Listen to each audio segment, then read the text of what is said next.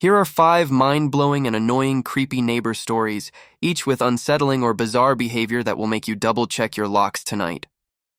Story 1. The vampire neighbor who lurked in shadows. Let me tell you about the strangest neighbor I've ever had, the one we all started calling the vampire. You know how sometimes you just get this weird feeling about someone? Well, this was way beyond a weird feeling. It started with little things. While every other house on our street would light up as the sun set, his remained completely dark. When asked about it, he'd just smile this unsettling smile and say he preferred candlelight. Something about the way he said it made the hair on the back of my neck stand up. But it wasn't just the darkness. He began leaving these notes. My mom would find them in our mailbox, creepy, handwritten messages trying to get her attention. The kind that makes you want to change your locks and install security cameras. The worst part? We'd never see him during the day. Not once. My little sister was convinced he was a real vampire. I remember finding her one afternoon, sneaking around his property, carefully placing garlic bulbs in his bushes. I couldn't even scold her. We were all that freaked out. She'd seen him one night, standing perfectly still in his yard, just watching. She didn't sleep for days after that. The neighbors started talking. Everyone had a story. Glimpses of him lurking in shadows, weird noises at night, pets acting strange when they passed his house. We all started taking different routes on our evening walks, just to avoid passing by his place. But here's where it gets really scary. One night we heard screeching tires and screaming. He'd nearly run over a group of kids who were playing street hockey. He was drunk, driving like a maniac. When the police came, he tried hiding in the shadows, like he always did. But this time it didn't work. You know what's funny? After they arrested him, someone actually went into his house for the first time. No coffin, no bats, just empty bottles everywhere. Turns out he wasn't a vampire, just a troubled man with a serious drinking problem who preferred to hide in the dark. Still, whenever I think about those months, I get chills. Sometimes the scariest monsters aren't the supernatural ones. They're the regular people living right next door, hiding their demons in the shadows. Makes you wonder, doesn't it? How well do we really know our neighbors? And maybe, just maybe, those childhood fears of monsters lurking in the dark aren't always as irrational as we think. Story 2. The golf bag murder cover-up. A quiet suburban neighborhood where everyone knows each other, where people exchange friendly waves and gather for weekend barbecues. That's exactly where our story takes place, and it's also where everything changed one fateful day. Sarah Thompson was known for her radiant smile and kind heart. She lived alone in apartment 4B, right across from James Miller, the kind of neighbor everyone thought they knew. James was what people called well put together, always dressed impeccably, his apartment spotless, and his routine clockwork precise.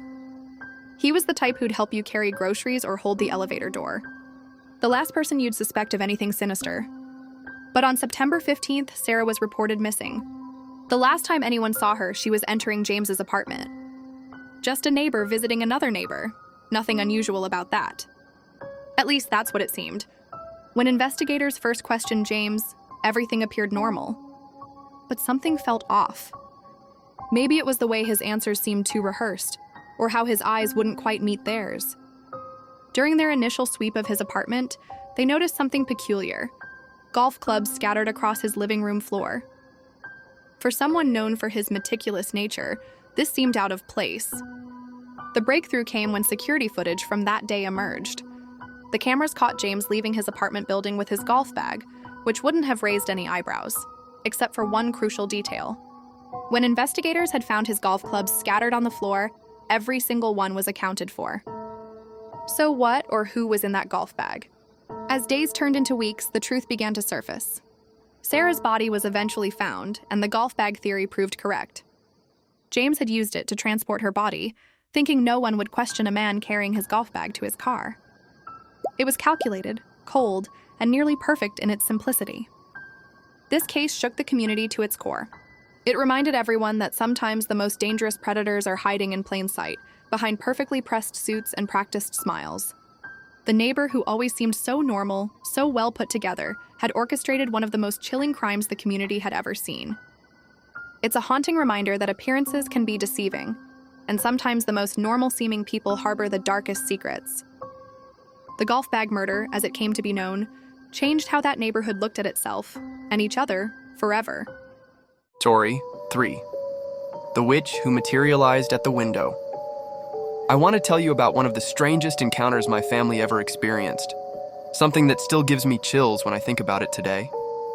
It was back when I was around 12, and we had just moved into this cozy suburban home in a quiet neighborhood. Everything seemed perfectly normal at first, except for that house next door. You know how some houses just feel off? This was one of those. It stood slightly apart from the other homes, with overgrown hedges and weather-worn shutters that always seemed to creak, even on still days.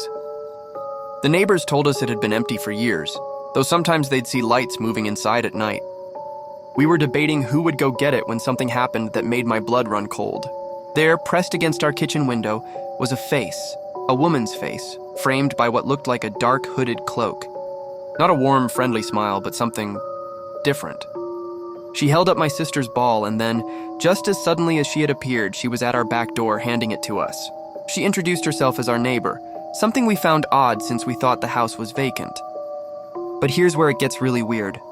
She started inviting us to come over and swim in her pool. Now, this wasn't just any pool. She claimed it was as big as a tournament pool, which made no sense given the size of her house from the outside. We never took her up on the offer, thank goodness, but what really got to us were the cats. Day and night, we'd hear cats, dozens of them it seemed, meowing, scratching, moving around. But in all the times we looked at her house, we never saw a single cat. Not one. We'd hear them clear as day, but they were like ghosts, present but invisible. Over time, we noticed other odd things too.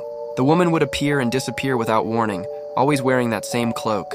Sometimes we'd see lights moving through the house in impossible patterns, like someone was walking through walls. The temperature around her property would drop suddenly, even on the hottest summer days. We lived next to that house for 3 years before moving away. To this day, I've never been able to explain what we experienced. Was she really a witch? A ghost or something else entirely? All I know is that sometimes the strangest stories are the ones that happen right next door, in the most ordinary places. Looking back now, I realize how lucky we were that we never accepted her invitation to swim in that mysterious pool. Some mysteries I've learned are better left unexplored, and some neighbors are better left as nothing more than strange memories in the pages of our past. Story 4. The Stalker with Barbed Wire. Have you ever felt that spine-chilling sensation of being watched? That gut feeling that something's not quite right? Well, I'm about to share a true story that'll make you think twice about those innocent knocks on your door at night. It was just another quiet suburban neighborhood where families lived their normal lives behind white picket fences and manicured lawns. One family, however, had started noticing something unsettling. A neighbor who lived just a few houses down would often be seen standing motionless, eyes fixed on their house. At first, they brushed it off as odd but harmless behavior. But everything changed one cold midnight. The family was settled in for the night when it started. Knock, knock, knock. Not the friendly kind of knock you'd expect from someone who needs help, but slow, deliberate taps that sent chills down their spines. They called out, "Who's there?" No answer, just more knocking. Minutes felt like hours as they huddled together, their hearts pounding in their chests. The knocking finally stopped, but their ordeal wasn't over. When the police arrived the next morning, what they discovered was far more sinister than anyone could have imagined. There, beside the front door, lay a piece of barbed wire, carefully coiled and ready to use. The investigators concluded that the midnight visitor had intended to strangle the mother when she opened the door. But that wasn't all. Following a trail of footprints in the morning dew, the police made another chilling discovery. The prints led directly to the child's bedroom window, where fresh scratch marks showed someone had attempted to pry it open. The family's suspicions about their staring neighbor grew stronger. The thought that someone so close, someone they saw every day, could harbor such dark intentions was almost too much to bear. This isn't just a cautionary tale about keeping your doors locked at night. It's a reminder that sometimes those gut feelings we try to ignore, that sense that something's not quite right, might just be our survival instincts trying to warn us. The family moved shortly after, but their story serves as a haunting reminder that danger can lurk in the most unexpected places, even in our own neighborhoods. Sometimes the scariest monsters aren't the ones hiding under our beds, but the ones hiding behind friendly waves and casual glances. So tonight, when you're tucking yourself in, remember, that extra check of the locks might just be worth it. And if you ever hear a knock at midnight, Think twice before answering. The peeing heat vent saboteur. Let me tell you about one of the most bizarre and petty acts of revenge I've ever heard of in apartment living. You know, neighbor disputes can get ugly, but this one takes things to a whole new level of disturbing creativity. Picture this. It's the dead of winter, and you're in your apartment expecting to be all warm and cozy. But instead, there's this mysterious, absolutely horrible smell coming through your heating vents. Not just any bad smell. We're talking about something that makes your nose want to pack up and move to another country. At first, you might think it's just some weird malfunction, right? Maybe something died in the walls or there's some kind of mold issue. You call maintenance, they check things out, but they can't figure it out. The smell keeps coming back day after day, making your apartment practically unlivable during the coldest months of the year. Now, here's where it gets really twisted. After enduring this nightmare for who knows how long, it finally comes to light that your downstairs neighbor, yes, the person living right below you, had been deliberately urinating into the heating vents. Let that sink in for a moment. Someone actually took the time and effort to, well, into their heating system, knowing it would rise up into your apartment. This isn't just gross, it's a whole new level of calculated malice. Think about the planning that went into this. This person literally thought, you know what would really make their life miserable? If I turned their heating system into a weapon of mass disgust. The real kicker?